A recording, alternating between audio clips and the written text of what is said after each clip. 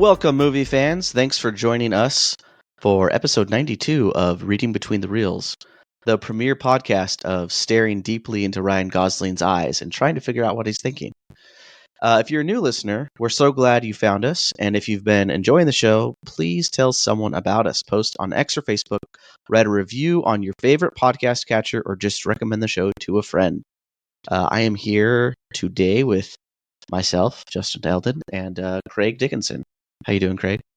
I'm doing well, Justin. I'm so excited to finally be talking about this movie with you. Me too. Because the universe does not want me to talk about this movie, but here we are. Yes.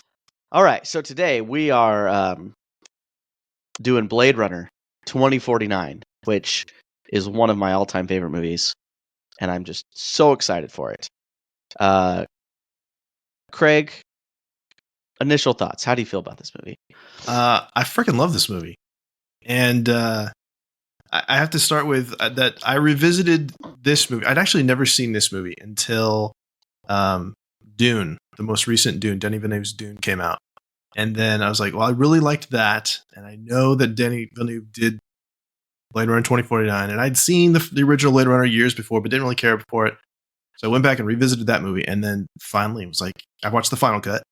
And was like, yes, I get it now. This is a great movie. I fully appreciate it. Well, give me more. And then watched this movie, 2049, and was like, okay, this is fantastic. I love this world. It's such an amazing visual experience watching this film. I mean, it won Academy Award for Best Cinematography and Best Visual Effects. Well deserved, in my opinion. It was nominated for some other ones as well, which we'll get to. But I just think it's beautiful. I think it's haunting. And like even, I said this when we did the original Blade Runner. It's so well done. It's hard to just pull out a handful of things to comment on. I could literally comment about the entire movie all the way through. There's so many good things. I feel about this movie much of the same way I feel about Into the Spider-Verse movies. Like it's beautiful, start to finish. Like you could screen grab any point of this film and be like, yes, that is a work of art. Like it is so meticulously well done and just grand, and the color scheme and the set pieces and the world building, like so many parts of it. It makes me so sad that it didn't do super well in the box office. At least probably not as well as they were hoping. So I'm guessing we're not going to get another sequel out of it, which just brings eternal sadness to my soul because I love Blade Runner and Blade Runner 2049. But this is one of those, I think, legacy sequels. We use that word a lot in this podcast. Legacy sequels that actually it enhances the first one for me. Not only does it build on it, but it makes the first one more enjoyable because it takes the world building a little bit further, in a way that the first one felt confined, not necessarily in a bad way. Like it was focused. But this one, it introduces you to new cities, it introduces you to new characters. It talks about events that happened off screen, like the blackout, that just lend itself to, oh, this is a real lived in world. Yeah, I couldn't agree more. It is, like you said, a work of art, and I can't wait to dive into composition, color, and camera work. I know you said that you wanted to talk more about just kind of overall what the movie's about. So, oh yeah, so thank you for bringing me back there.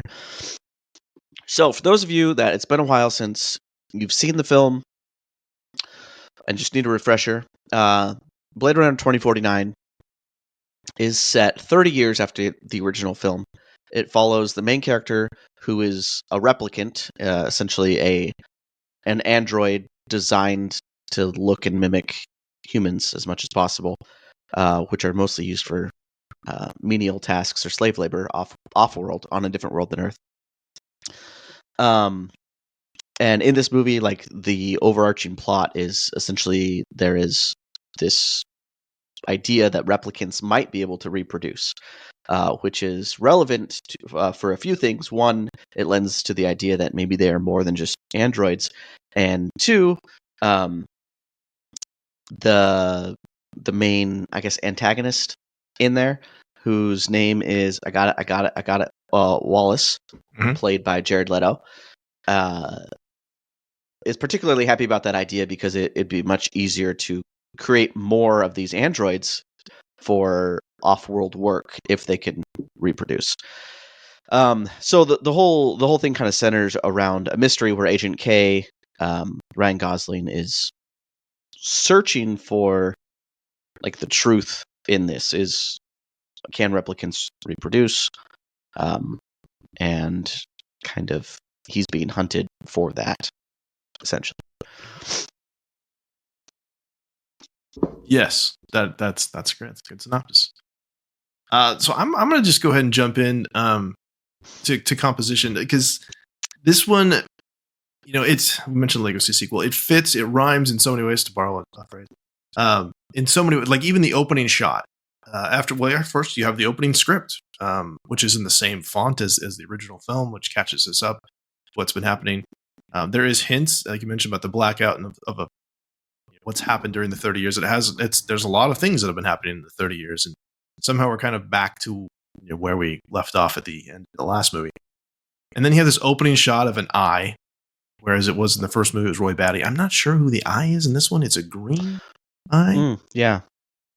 I need to do a little bit more research on that, or maybe one of our listeners could come back with that. But so many, it's like I said, there's just so many specific things, but I'll just pull some just general categories. That there's, first off, just so many wide establishing shots. Again, just showing off the world that we live in here. You've got, in the sense of scale in this film too, there's so many immense, just enormous things, like the statues in Vegas, just ridiculously sized. The giant Joy holograms. Just fantastic sense of scale, which is always a thing that is interesting to me. That right there is, I think. Okay, so when I first watched this, I didn't know Craig. Did I? Let me think. Did I know you? I don't think I knew you super well at that time. I don't think so. And I didn't get super into it. I just kind of watched it. I was like, oh, that was a great movie. And then the second time I watched it was right after Craig had watched it. I'd met Craig and he'd watched it. And that's what you had mentioned. You mentioned the scale, and you mentioned how it was the same director as Dune and Arrival, which both have like huge, like the scale again is just out of this world. And the more times I watch this film, I've probably seen it 4 or 5 times now, the more I appreciate that scale. Like it lends itself well to, this is a world. This is it's different than your world. It's Earth, but it's different. It's kind of diverted from a different timeline, and things are going to look a little bit different, yet somehow familiar at the same time. I love that you brought up like Vegas. I think Vegas is, the color scheme is such a departure from anything else in the movie. You got like a lot of oranges and browns, whereas the other cities are kind of dark and run down and bluish neon lights and things like that. It's so hauntingly beautiful. I don't know, maybe. I love it. It's great. Yeah, and the colors are really extreme. I noticed that right off the bat, like the deep shadows in this film. It's some very dark, deep shadows, especially like starting in Sapper's house, which is then contrasted pretty quickly. You mentioned the gray and stuff. That you have this yellow flower over Rachel's grave. That you have this life found where it's entirely unexpected, and it just stands out remarkably there. But there's also like kind of golden hour lighting inside the Wallace Corporation, which I thought was really interesting. It's like perpetually, almost like Twilight time. They're in there. Well, and what I thought about that inside the Wallace building, it was interesting. The lighting was always moving, and it was always moving differently. No matter what room he went into, it's almost like shades were constantly opening or constantly closing. It was unsettling. It made you feel off balance quite a bit. And I think the same goes for everything about Wallace. The guy is just unsettling. Jared Leto plays that really well. He's an unsettling feller. Well, it's got, it has the appearance of waves, almost like water. And there we do see like a giant pool at one point inside the Wallace Corporation. And of course, water is always associated with birth too. So it makes sense that it's subconsciously talking to you about the womb and origin of life and that stuff. And then this is where the replicants are. Really interesting subconscious way to do that. I did have a few other things that I really liked. Some specific shots. I think the one in particular is the shot of the boiling water during Kay's interrogation of Sapper. That it's getting closer and closer to boiling over as the tension is building because we don't quite know what's going to happen. Just because it just cuts away just to show that, which I think is genius. And then you have the slow zoom, continually zooming in on the serial number, what you see on the bones, where it's like, oh, this is a womb, and then it's like, no, hold on, keep zooming in, and all of a sudden you get this reveal that this is an artificial person that had a cesarean section. So I did think that scene was a little bit funny. How Ryan Gosling tells him to stop. He's like, zoom in, zoom in, zoom in. Like how did you see that? I mean, I know he's a replicant, and he has. I mean, it shows later that they have like cognitive abilities that are a little bit faster than humans, but like how could you possibly have seen that? Anyway, but that was a fantastic scene. And the only other one I wanted to bring up was when Kay makes it to the orphanage and he's digging for the hidden horse. There's just this close up on his hands, and you don't even see him at all while he's doing the dig. And then after that, there's this close up on his face. But you never see the whole thing at once. And then it flashes to just the number on the bottom, and then there's the horse back at the apartment. It's just all these kind of very separate things. I thought was really, because there's this disconnect for him, right? And then it's also, like on the one hand, you can kind of see from his perspective that it's kind of shocking, and there's this disconnect. He's trying to reconcile this, but it's also a disconnect because spoiler, it's not actually his horse. So you mentioned close up on Kay's face. I think I want to say like a good 20% of this movie is just close ups of Kay's face, like almost emotionless. Like there's really not a whole lot going on, but somehow, and I rewatched a couple scenes and tried to figure out how is it the music, is it the lighting, what is it? Somehow, without making any facial expressions except for like he looks like he's like holding in a scream so often, but with the exception of that, he doesn't do a whole lot to tell the audience what he's thinking, yet somehow you always know what he's thinking. And I cannot figure out why. It's so well done, and it makes me respect Ryan Gosling as an actor so much more, because he says so much without doing or saying anything. I don't get it, but it's fantastic. Yeah, it reminds me of I think we might have talked about it on a previous show. There's a Nerd Writer video on YouTube that talks about how Ian McKellen uses his eyes when he acts, specifically in the Lord of the Rings movies. And I was reminded of that here, that it's with his eyes that he's telling you. He has these deep, soulful eyes, and there's a lot going on there that he's not. It's surprising because he does have kind of the one breakdown where he thinks he's discovered that he's Rachel's kid, right? He flips out. But other than that, it's all pretty restrained. So when you first saw this movie, we're going to get off track a little bit. No, that's fine. How did you feel about like the red herring where he wasn't Rachel's kid? Like the movie led you to believe that. Did you believe it when the movie led you down that way? No, I absolutely did. And along with that, I also thought it was brilliant that, and I'm sure we'll talk about this multiple points, that the original Blade Runner has the question of whether or not Deckard is a replicant. And that, first off, this movie does not answer that. Love that but so much. He is a replicant. But I love the choice. I thought it was really cool that at the beginning we meet essentially the Deckard stand-in. That's Kay's fulfilling that Deckard role in this, and they just straight up do it. No, he's a replicant. They just straight up tell you, like, we're not going to play that game in this one. And so I was already on board for that, and then I thought it was a brilliant red herring. I thought, yes, you're leading us down this road. I'm absolutely on board for that. I would absolutely be okay if it was. I'm okay with the other one, the other way it goes too. But yeah, I bought it. I thought it was such a good subversion of expectation. Because you watch a movie and you assume that the main character is the main character in the world as well, and then it turns out, oh no, he's just a replicant. He's just a regular old replicant. Regular Joe, you might say. Oh, yeah. His job is to get Deckard and his daughter together. Yeah, I really, really liked that. And it was funny, the second time I watched this movie, I had forgotten that he wasn't that, so I got surprised twice. It's great. It's that well made, man. It is.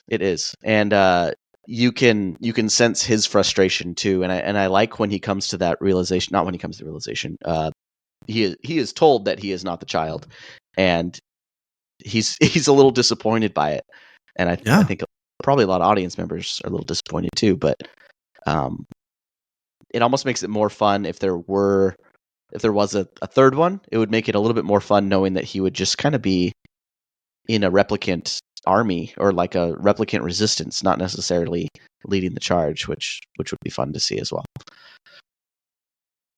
And I do like the role reversal quite a bit too from the first one, because the first one you're seeing everything through what we assume to be a human's eyes, whereas this one everything is through a replicant's eyes, and you get to kind of see the race. Is it racism if it's different species?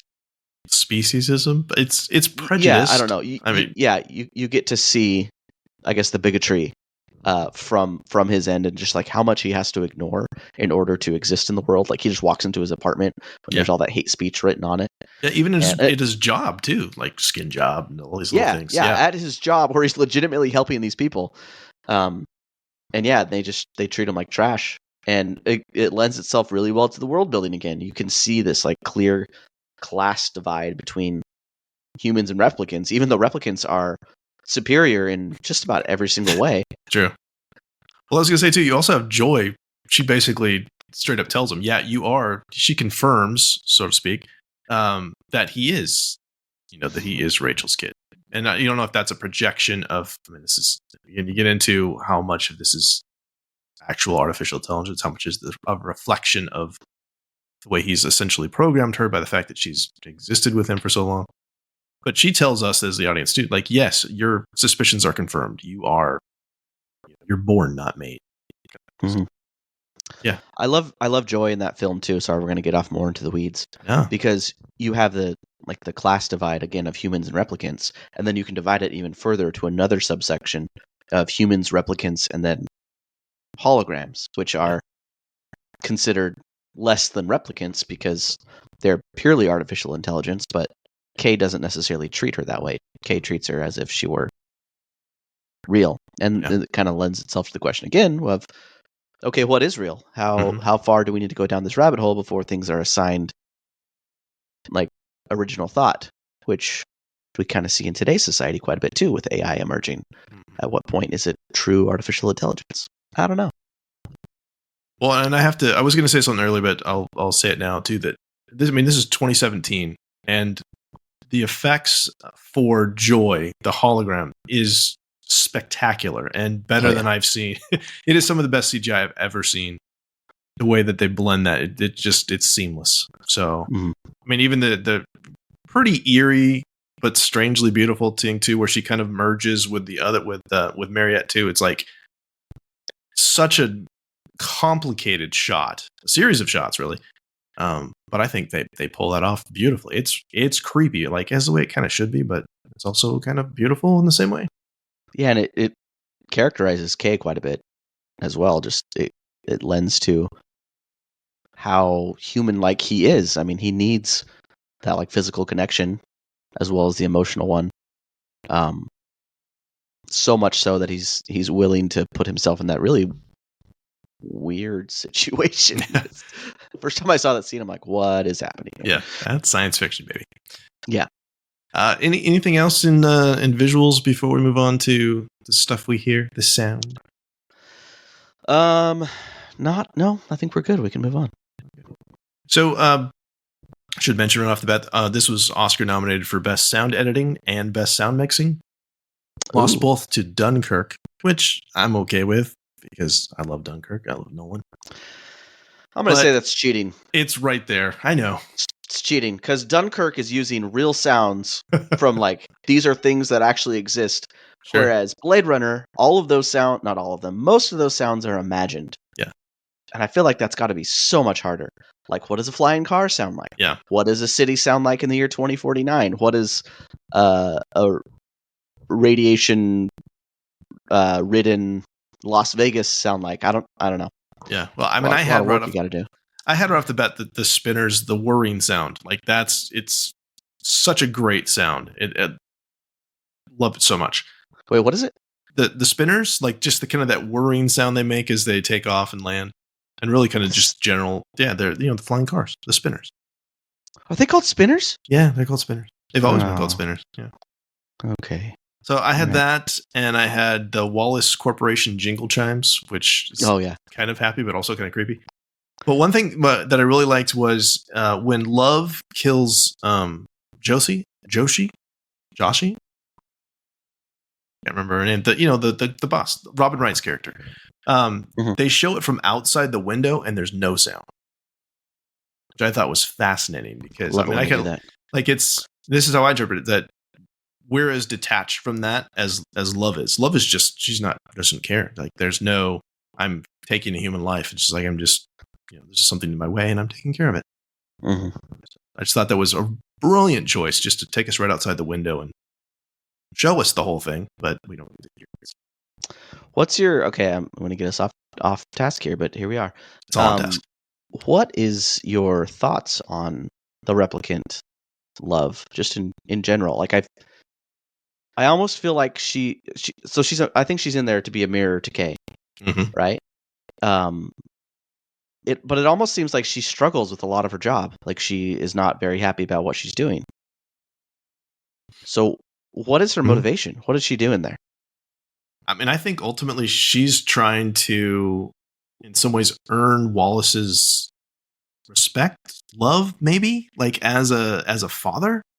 But I think there's also there's other relations happening there as well.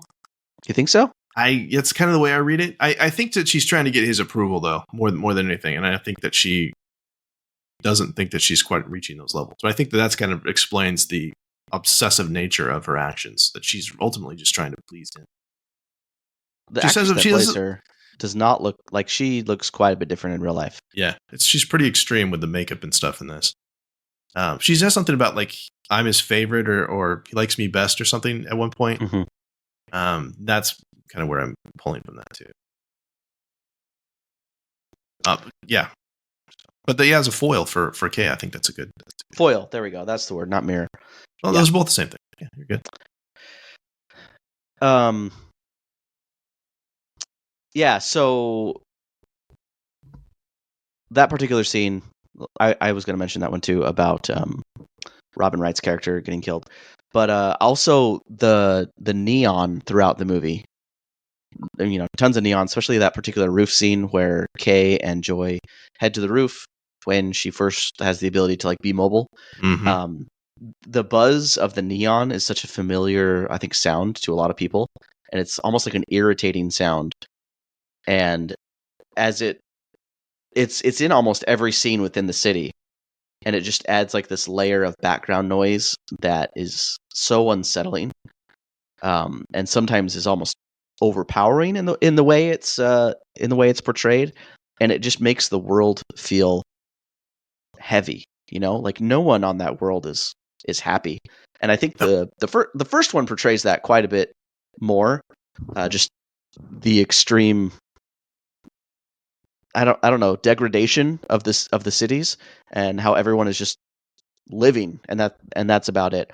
And I think the first one in the book kind of go into this quite a bit more than the second one. The second one did not talk about off-world quite as much, and about how like Earth is pretty much doomed. Like everyone is kind of, forget you, Earth. The goal is to move off-world. And the neon just makes you do that because it's visually and audibly frustrating, and it just makes you feel gross. Just that constant hum of everything, and just noise in general. It's just a noisy environment. Everything is always in your face. All those ads are always in your face. Particularly that scene where, oh man, poor Ryan Reynolds. He had like the crappiest day of his life. His face is all beat up, and he's walking home, and the giant hologram of Joy just comes down and so impersonably like addresses him, and he's like, he loved Joy, and then this giant Joy advertisement just like pops up, and after his Joy's essentially died, right? Yeah. She just got smushed.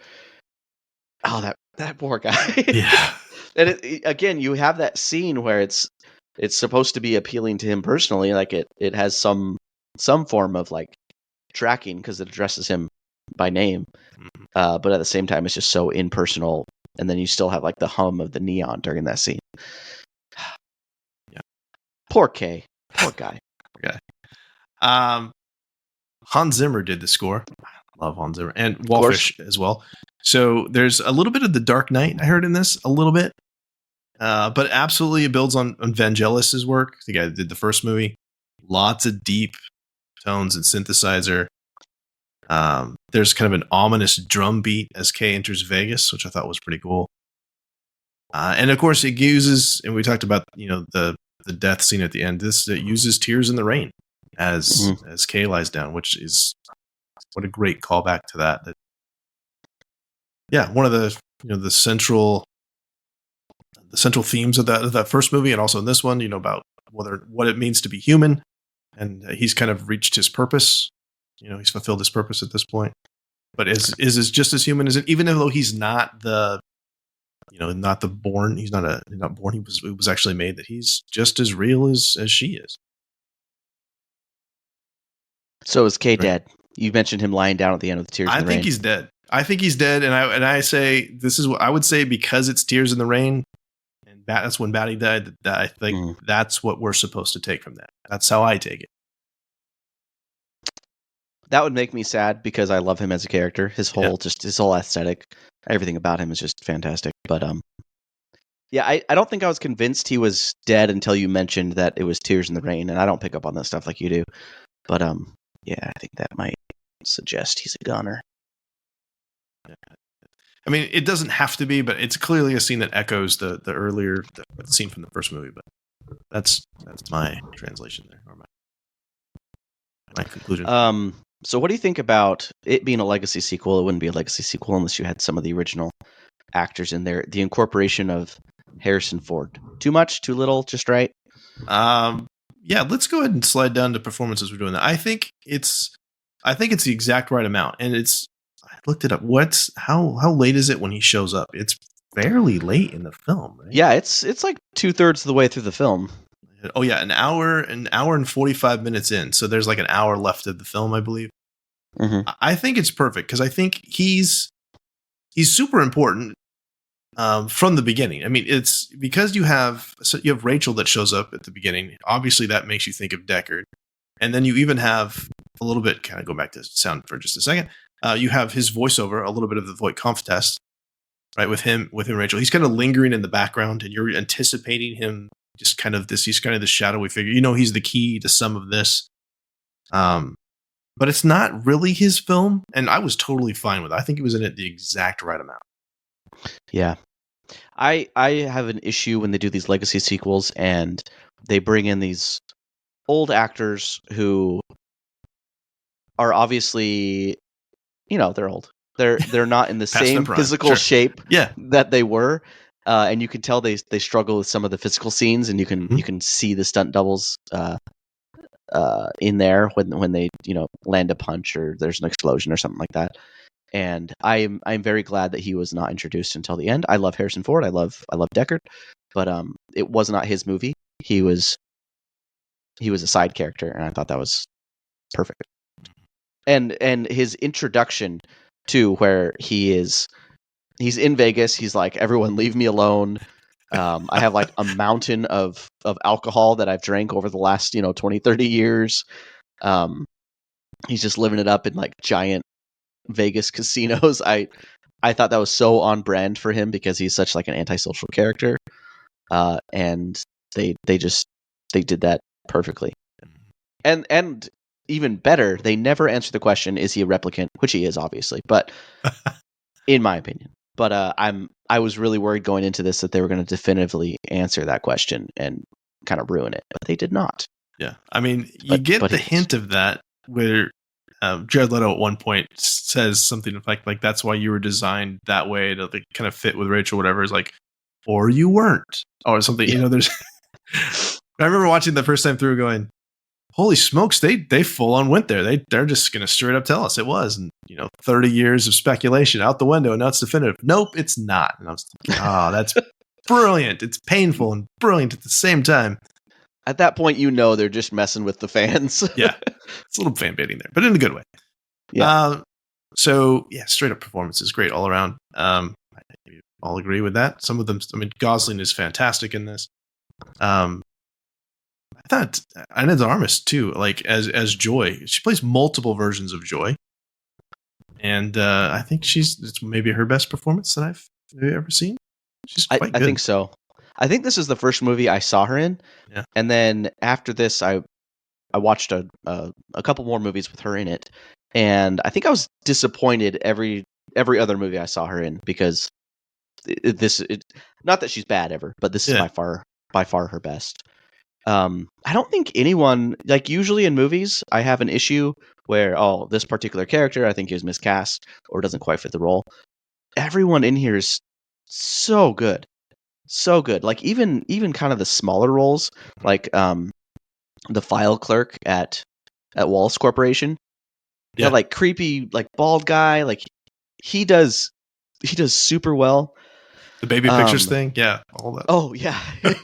That's a shame. You must have been adorable, or I forget what he says, but that's great. Yeah, everyone just fits the aesthetic of this world super well. They got the actor that plays Gaff back, the guy that does all the origami. Edward James Olmos, yeah. Yeah, that was impressive. And he added a fun little element to it too. Was he in Old Folks Home? Is that what that was? I think that's what like, that was. Yeah, I thought that was. Yeah, and I was gonna say Dave Bautista plays a really restrained, very different character than we've seen. Like, he's very anti-Drax. Like, he's super intelligent, well-spoken, but also he obviously can handle himself physically. So, yeah, the casting directors, like, I could go through 100 people, and I don't think I would ever think, yeah, Dave Bautista should definitely play Sapper, but it works. It works so freaking well, and it almost seems like a waste because it's such like a small role, and you have this like jacked guy that, if you were to say, okay, Ryan Gosling versus Dave Bautista, that's not going to go well. Well, it's a little. Go ahead. Oh, go ahead. I was just saying it's a little reminiscent of like Terminator 2, where you have Robert Patrick fighting Schwarzenegger, where it's like it works because they're both not human, right? And so it's surprising, but it also works, and it's visually interesting to see that happen. Yeah, and that's the beginning scene with Dave Bautista and Ryan Gosling. That's where we really it straight up tells us that he's a replicant, which he better be, because Dave Bautista like throws him through a wall. Yeah, and at that point you're like, okay, something's different here. He's got some abilities. So, lines of dialogue. Did you have one or two lines from this movie? I had a ton that you really want to pull out. Okay, let me pull that up. You go first. Okay. Thanks. Okay, I'm just going to pull out a couple of Neander Wallace. That's Jared Leto. He actually had some very interesting things to say. But one he says is that pain reminds you the joy you felt was real. He's talking to Deckard about Rachel there. Not wrong. No. Did you think this is Jared Leto's best performance? I mean, he's really, really good in this, and even kind of restrained. I mean, he can kind of just go off the rails a little bit sometimes. And I haven't seen everything that he's been in. Yeah, but I think they essentially got Jared Leto. I mean, at one point I think it was David Bowie was someone they were interested in casting for this. Oh, I could have seen. Yeah, I could see that. Yeah, and I think they probably hired Leto because he's got this reputation for being very odd, and no, and Wallace is very odd, and I think a little bit of casting to type, but I think he's perfect for it. The cadence to his the way he speaks is amazing. I don't know how he comes up with that, but it's off-putting. Again, it's like the Wallace Corporation, where you feel uncomfortable being there, and the way he speaks, it's almost unpredictable. Where the voice inflections, it's very strange. All right, so one of my favorite lines: Harrison Ford just has such great delivery because he's an old curmudgeon. But when Kay meets his dog and he asks, "Is it real?" and he just goes, "I don't know. Ask him." which is awesome for Deckard's character, because it shows the character growth. Like, he used to be a Blade Runner that hunted replicants, and now he doesn't care. He's just like, no, it's alive. Like, it doesn't matter if it's real or not. Yeah. Like, he's shown growth there through his like decade-long love for Rachel. I don't know. Ask him. Yeah. Harrison. Yes. So I will throw out another Wallace quote. This one says, "All the courage in the world cannot alter fact." That seems like a Craig Dickinson quote. That's a good quote, man. He's like I fortune cookie things. Yeah. If any of you know Craig Dickinson personally, I feel like that's something that he would say. Tell your students that. That is a good one. I don't know if anything else like super stood out to me. I mean, a lot of it's really good.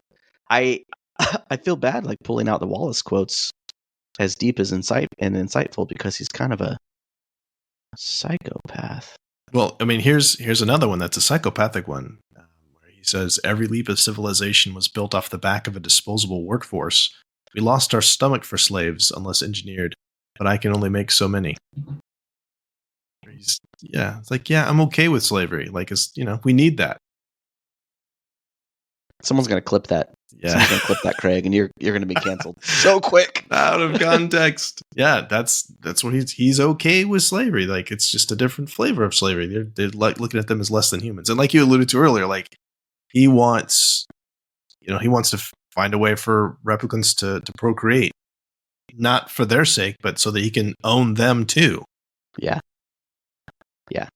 And the way he's, again, going back to his cadence, like the way he says that is so great. Same with, I'm looking up lines on IMDb, just straight up to be honest. He says that line, "You do not know what pain is yet. You will learn," which isn't that cool of a line, but the way he says it, is a cool line. Yeah, you will learn. You will learn. Yeah, there. Yeah, that's so good.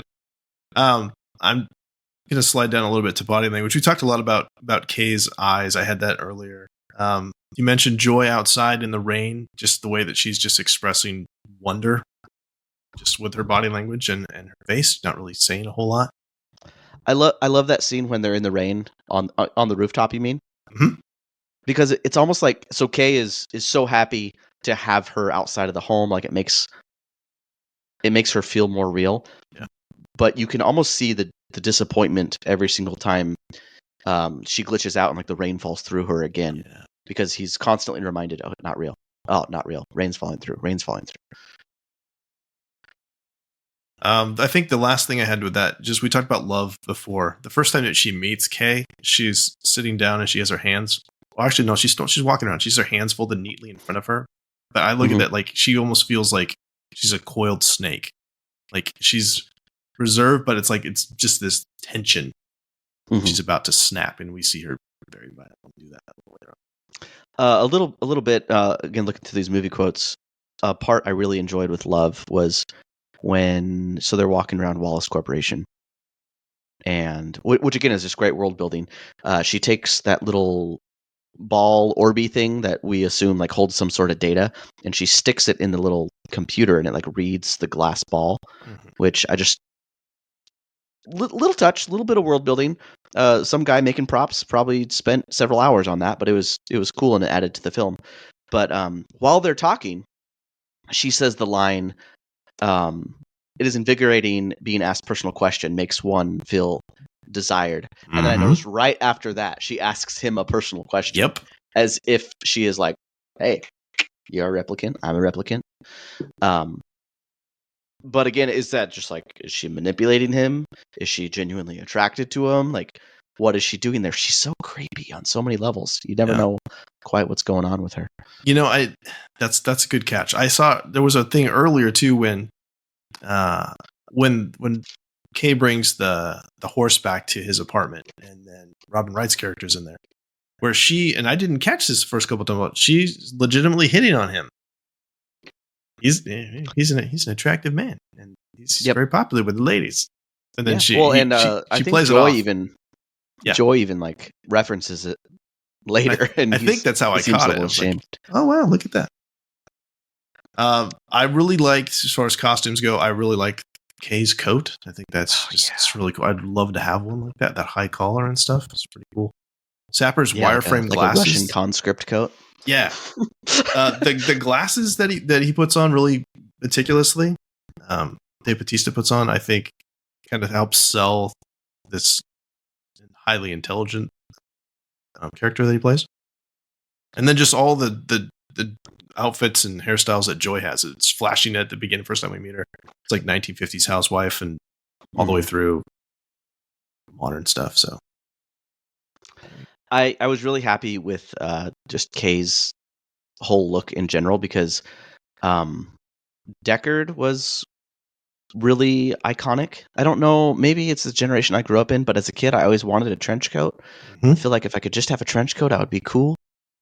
And the first time I saw this movie, I'm like, Deckard has a trench coat. He's automatically cool. Well, and then Kay kind of does like the newer version of that with the kind of like the, I don't know, the faux, what is that stuff called around like his fur? neck? Yeah, like it's probably not real fur because everything's animals fake. basically don't exist in this world. But yeah, he looks so cool. Yeah, dude, trench coats. You got Deckard, you got Highlander, you got Neo. I mean, trench coats are cool. Trench coats are cool. Yeah, I just don't think I could probably pull that off. I had one many years ago. I don't know. Of course you did. Of course I did. Let's see. Setting and design of Oscar nomination for Best Production Design, but lost to The Shape of Water. What? No. I disagree. Hard disagree there. Yeah. Especially considering that most of this took place on a soundstage in Budapest. Or Budapest? Did I say that? I don't know. I've heard it both ways. Yeah. You and I remember Budapest very differently. Los Angeles. The original was filmed in Los Angeles in certain places. And this was not. But it does feel, we mentioned it feels enormous. Most of that is CGI. I do love, though, you mentioned this a little bit. I do love that you see Atari and Pan Am ads, especially the Atari one, huge from like bird's eye view. Because you mentioned like this is not an extension of our world; it's an extension of the Blade Runner 2019 world. Yep. So it's kind of which I remember hearing about that when some of the behind the scenes stuff was like, okay, yeah, no, I see why that would be important because they're kind of predicting that these things would have been big, and then I think in the Blade Runner episode we talked about how tons of these things like Atari like had massive stock losses like immediately after Blade Runner came out. Oh, are you serious? Yeah, there's like a curse or something. Yeah, if you bunch of different corporations took it in the shorts shortly after appearing in Blade Runner. Oh, that's too bad. Yeah. So I wonder, was the original Blade Runner with Harrison Ford? Was that meant to be in a different world in a different timeline? See, I don't think so. I think you're looking at it's 1982 and Atari is big at that time. You're thinking, why would Atari go out of business? I mean, imagine if 30 years from now Apple doesn't exist as a company. I mean, it'd be kind of like that, I suppose. Mm-hmm. I'm looking to see what I have for set decoration and props. I did kind of mention the watery look in the Wallace Corporation. We've kind of talked about a lot of stuff. Kay's shower, man, that thing is, and really all of his apartment is very utilitarian. Yes, very fast, very just Spartan in a lot of ways. Yeah, gets the job done and nothing further. Can we talk about Kay's gun and by extension Deckard's gun? Please. I love those props. They are so iconic. You don't get to see Kay's gun quite as much as you saw Deckard's gun in the first one. Because in the first one, you see it quite a bit when he's fighting Roy Batty. But it is so grounded and sci-fi at the same time. And it just, I love it. It looks so cool. I even think there's the guy that does Mythbusters. What's his name? I don't know. One of the Adam Mythbusters something, guys. right? Adam Savage, maybe. I think he created a replica, and he has a whole episode about the replica of Deckard's gun. And it's so good looking. Yeah, it's cool. And iconic in a way that I think, like Star Wars has very iconic weapons, like Luke Skywalker's blaster and Han Solo's blaster, and then we get the same thing here. It's just top notch. You can pick it out of a lineup. It looks. I hate to use this word again, but like utilitarian. Mm-hmm.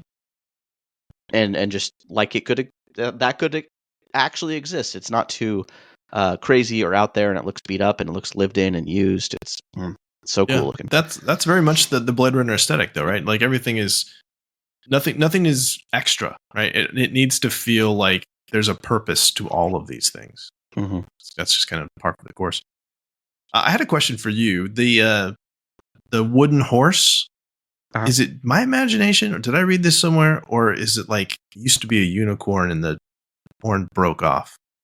Is that just me? I have never heard that. Okay, but because I'm maybe. thinking, unicorn from Blade Runner and whatnot. I thought that would have been. Thought that maybe was a thing. But that wouldn't. There's a fan theory. If Corey were here, Corey, where's he at? he should be back. What's the fan theory? Let's hear it. No, that's it. Just that it would be a connection. It would be kind of, nice rhyming thing rather than it just being a horse, it'd be a unicorn. Okay, well, let's think about the unicorn in the first one, though. Mm-hmm. The unicorn in the first one represents the idea that Deckard might be a replicant, right?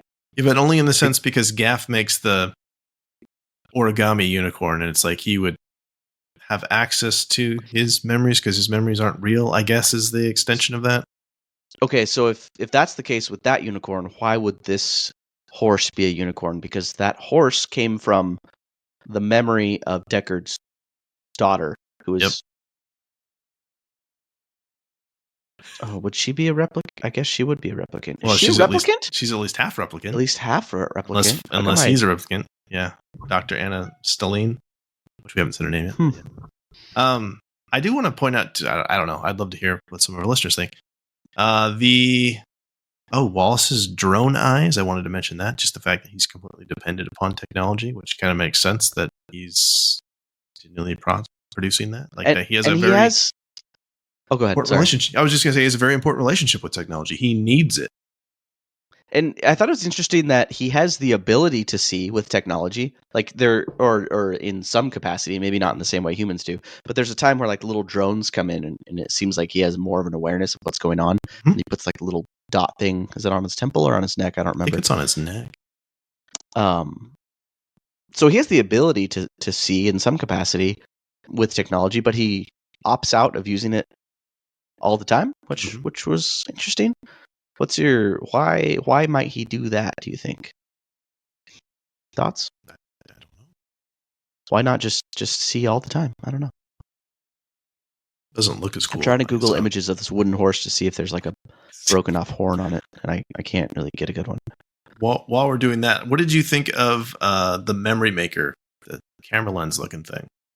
Because I have no idea how that thing's supposed to work. That looked really complicated.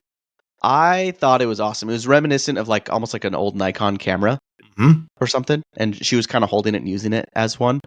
But it looked like a very specialized tool, which I thought was awesome. But yeah, I have no freaking idea how that thing would have worked.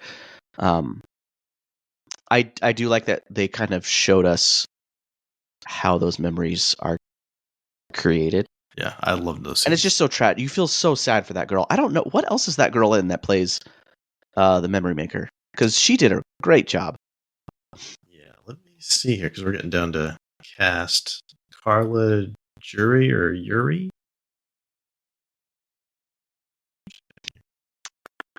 Sylvia Hooks, though, is the one who plays Love. I will say that. She's from Switzerland. Yuri. She has been in Wetlands, Finster World, and Blade Runner 2049. So not a whole lot. All right. Don't know her. But yeah, she has obviously has a very strong resemblance to Sean Young. Who? Rachel. Oh. The one that plays her mom. Which I will have to say that when Sean Young-ish shows up, that ish. Ish, you know what I mean? Because it's a body double, and then you've got like they did kind of like Leia in Rogue One with the face. That it absolutely is Uncanny Valley, but it works because it is, right? Yep. Because Deckard is not fooled by that. It feels soulless, disturbed. And yes, it's like one of the only replicants that do feel soulless. Yeah, because I mean, she was made for the sole purpose of manipulating Deckard. Yeah, which I love Deckard's line where he tells Wallace that the eyes are wrong. Yeah, and they're right. Not. They're absolutely not. Like he has the right color eyes. Deckard's just like straight up lying to him. Did he say he said they were green? that what he said? And I don't think they're green. I don't. Pretty sure they're like that dark brown. She has very dark brown eyes. I mean, I haven't seen her in all of her movies, but I'm thinking Ace Ventura. She has brown eyes. Yeah, I'm looking at images of her right now. She's got brown eyes, except for when they're the replicant eyes, where they're the shimmery gold. Yeah. Do we get any replicant eyes in this movie? Maybe that's something they fixed. See, I think Wallace, Jared Leto's eyes from certain angles, I think is the most reminiscent of that. Mm-hmm. And those are, assuming those are like receptors for the drones, and so those would be artificial. But no, we don't get the typical things like we did a lot in the first movie, like with the owl, and of course with Rachel and her scene with the White Kampf and whatnot. David Desmalchin as Coco. What a weird name. Oh, that guy. When I said like this was cast perfectly, yeah, because you have these like kind of creepy actors.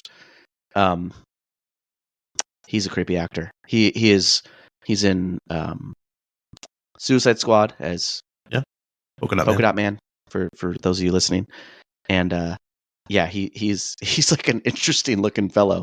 Yeah, and he's got a kind of a weird vibe to him, but he does pretty well in this one. Hyder DeVries in Dune, of course.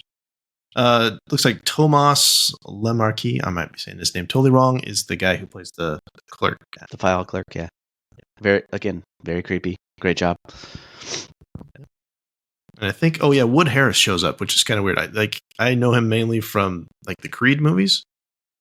He's as Nandez. He shows up just briefly in a scene at the police headquarters, and I was like, "What's that dude doing here?" Not very much, like a walk-on part. That's about it. Yep. Maybe he was just in town that day, and they're like, "Hey, buddy."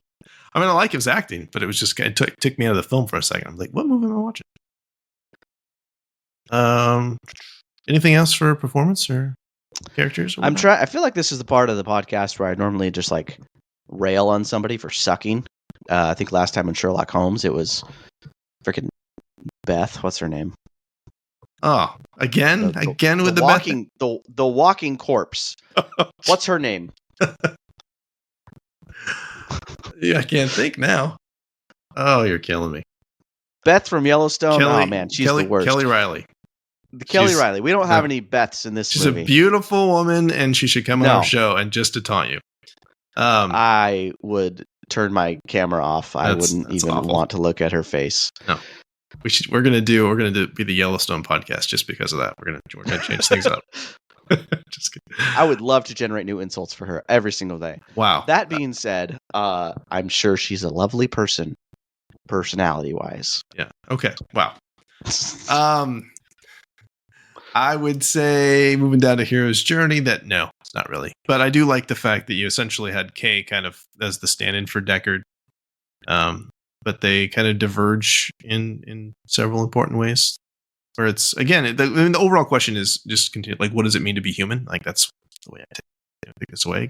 And I love that you pointed out the thing about that there is not just humans and replicants, but there's also the thing with like Joy and the holograms. That she's, at least as far as I can tell, she's clearly sentient, but she's also even a lower class life form. What makes you think that she's sentient? Because that was the question I had throughout this. Yeah. See now, in the same way in the first Blade Runner, you're asking, are the replicants sentient? And now this time you're like, replicants are sentient. Okay, now are holograms sentient? Well, she's either sentient or she's been programmed so very well that because she seems to anticipate Kay's every need and desire and want and preferences.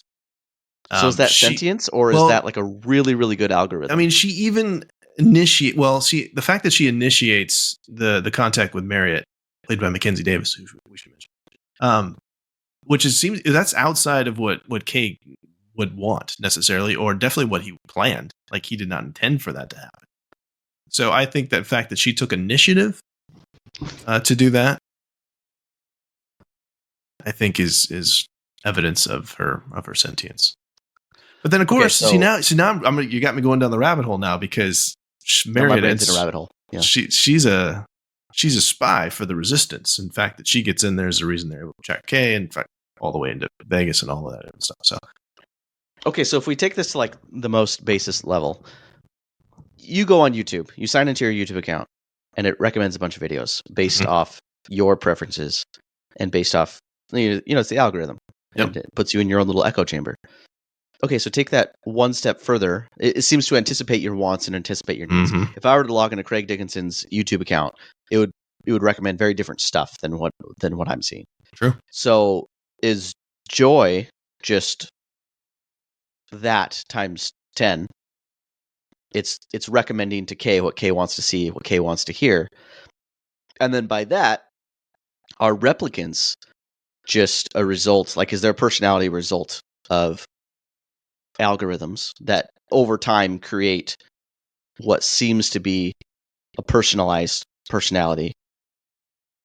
And then by that extension, like how would that be any different than, say, humans? Like maybe Craig Dickinson, your personality is determined by your algorithm, which was developed through, your childhood and your adulthood.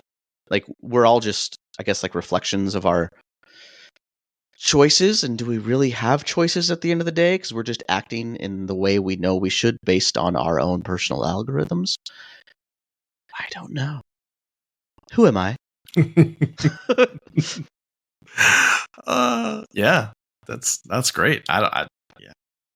Yeah, like how responsible? Oh, no, this is gonna get creepy.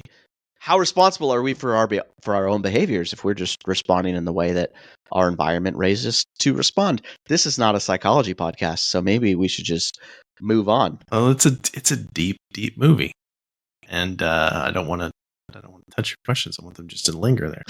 I love them. I don't want to answer your questions. No, I don't want to answer your questions. We'll get to those. I still don't know if Joy is sentient or not. Is what I'm saying. No, and see, I kind of have that. Is she just there to manipulate Kay? I don't know. I have that in final thoughts, so I'm just going to skip. Like world building, we've talked about repeatedly. I think this just builds brilliantly on the original. I love that you mentioned the fact it goes outside of Los Angeles and you could see the world in general. I mean, the only thing, I guess you could have gone to the colonies, whatever. There's some reference to that, and that would be a thing they could expand if they were going to do. And I know there's supposed to be a follow up, like I think Amazon Prime series, 2099, I think is what it's going to be. Which maybe we'll get into those kind of things. Because clearly there's these films, brilliant films, ask way more questions than they answer. Mm-hmm. But yeah, I love movies. I mean, I think everyone loves movies, but I love movies that have you. I mean, there's a question that's unanswerable, and it gets you thinking time and time and time again. And this is one of those movies. Who am I? Who are you, Justin? I'm moving down to final thoughts because my first question is Kay human? And my follow-up is Joy human? And I don't need an answer. I'm just like, that's kind of where I walk away from this. Like, well, but does the movie ask? The movie doesn't ask if they're human. I think the movie asks, do they have a soul? So then you would ask, what is a soul as defined by the movie? Because I think even Robin Wright's character, she does, asks that, like, or even says like, "Oh, you've been getting along just fine without one, without what, a soul," which is such like a deep dig, but also again goes to the world building. Like, there's that extreme prejudice against these people, and they've just come to accept it. Mm-hmm. So, what's a soul? Who am I? Do you have any final thoughts other than who are you? Craig, I love this movie. I love it so much. Yeah. It's beautiful and it's haunting and it makes you think. Everything is perfectly cast.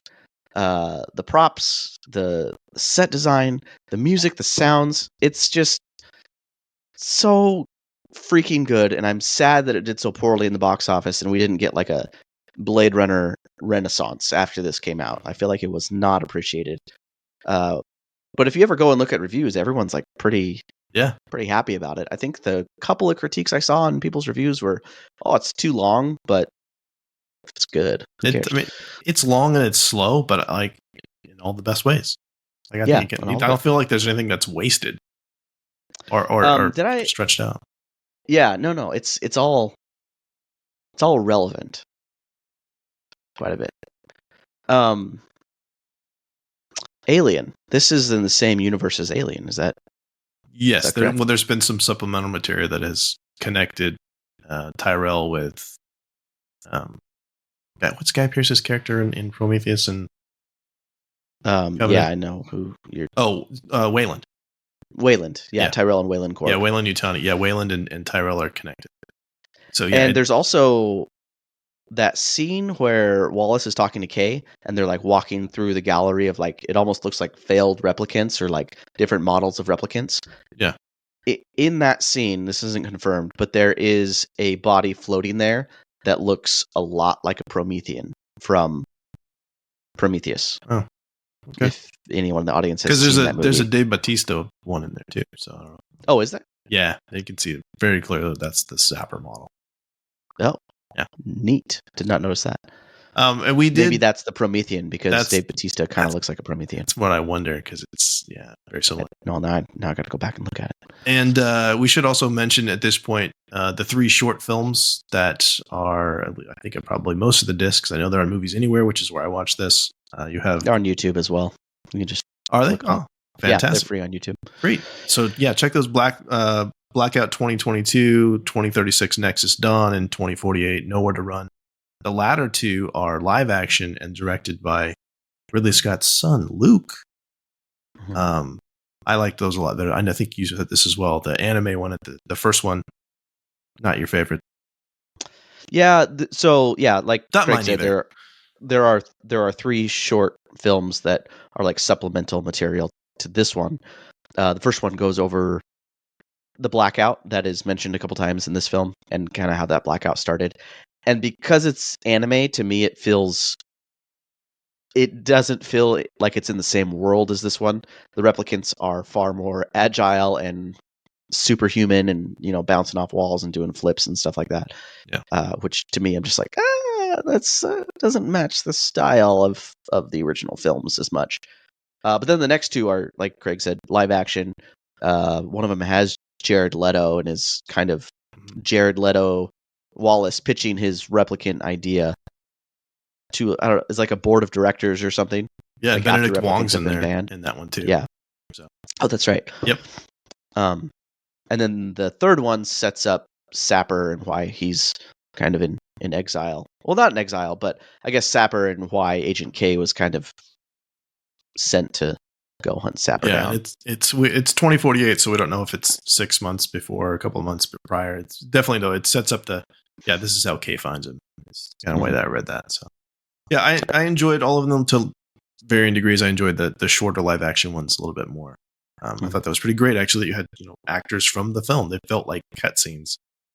Yeah, I almost, like, going into it, I thought, oh, they're not going to put in the money to get Jared Leto or Dave Bautista. Yeah. And yeah, they did. And wouldn't have had to, but they did.